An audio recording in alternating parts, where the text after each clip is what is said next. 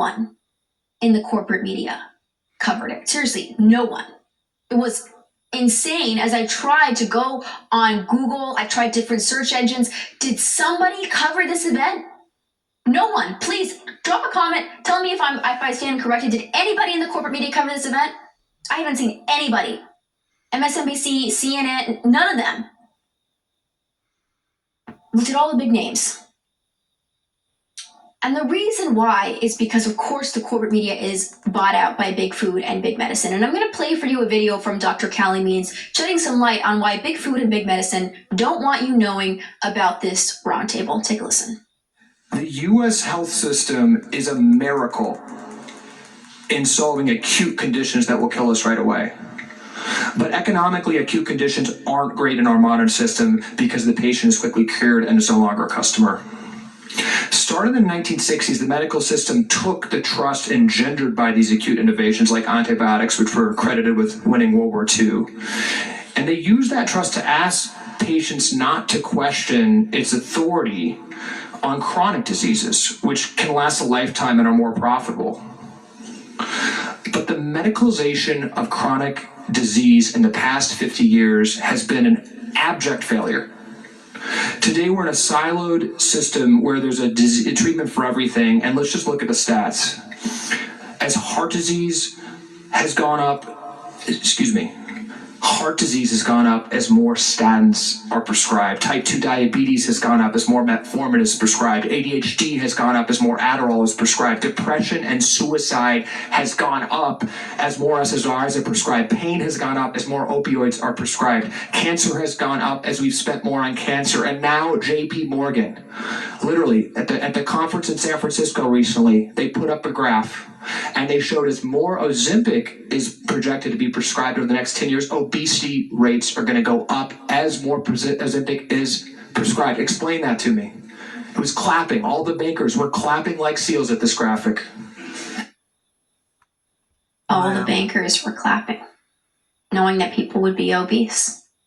Gets worse. I want you to listen to him talk about... Yes, Mikey? Okay, yeah, Michael did is this Google, Michael, that you used? So we do a search of this event. You get a media advisory from Ron Johnson. You get Facebook results, Rumble results. No news write-ups. If you go to news, Michael, if you click news, what happens when you do that?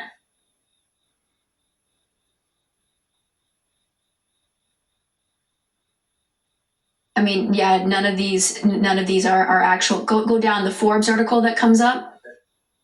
It's about a different thing. So yeah, so nobody's covering it.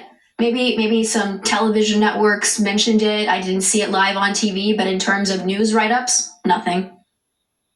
This interview gets worse. I want you guys, or this testimony gets worse. I want you guys to listen to Callie Means talk about the history. This is a game. We are getting sick. 9 out of 10 killers of Americans, 90% of medical costs are from a weaponized food system. It's not that complicated. When I say weaponized, I mean that literally.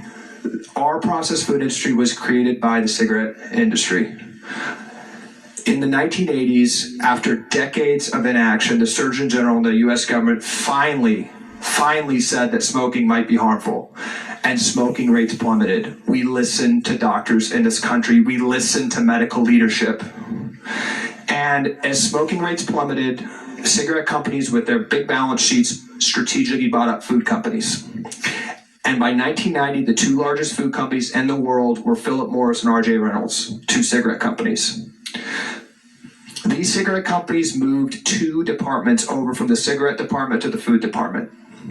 They moved the scientists. Cigarette companies were the highest payers of scientists, one of the biggest employers of scientists to make the cigarettes addictive. They moved these addiction specialists, world-leading addiction specialists, to the food department by the thousands.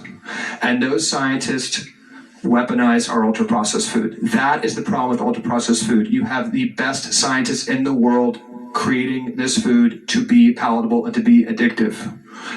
They then moved their lobbyists over. They used the same playbook, and their lobbyists co-opted the USDA and created the food pyramid. The food pyramid was a document created by the cigarette industry through complete Listen to this. corporate capture, and was an ultra-processed food marketing document saying that we needed to eat a bunch of carbs and sugar. Food pyramid was a scam. Callie goes on to explain that the medical community is, of course, totally in on it. If you watch corporate media news outlets, all the ads are from drug companies. And this isn't because they want people to ask their doctor about such and such drug and say that, oh, ask your doctor about blank. That's not why. It's because Big Pharma and Big Food want to control what the media reports on. Big Pharma makes billions off of chronically ill people who are sick but don't die. On the topic of health, a company that makes fake meat won nearly $1.5 million from the Biden-Harris Department of Defense. Why? Fake meat, of course, has been a favored tool of globalist elites and climate change activists because it supposedly creates less pollution than cattle ranching. But a study out of UC Davis revealed that lab-grown meat's carbon footprint is potentially worse than retail beef. So why are our leaders and food and medicine industries hell-bent on poisoning us? The Biden administration's disregard for American safety isn't limited to the surge of cartel violence or the chaos at the border. It extends deep into the very food we consume and the health of our families. Chemicals, genetically modified crops, lab-grown meats. The FDA looks the other way as harmful pesticides, carcinogens, and hormone disruptors make their way onto the table, leading to skyrocketing rates of chronic illness, infertility, and even early death. And when leaders like Ron Johnson actually try to address any of this, the media completely ignores him. You just watched a clip from Bongino Report Early Edition with Avita. Check out the full show on rumble.com/Bongino Report, where we go live at 9 a.m. Eastern Time, Monday to Friday. Hope to see you all there.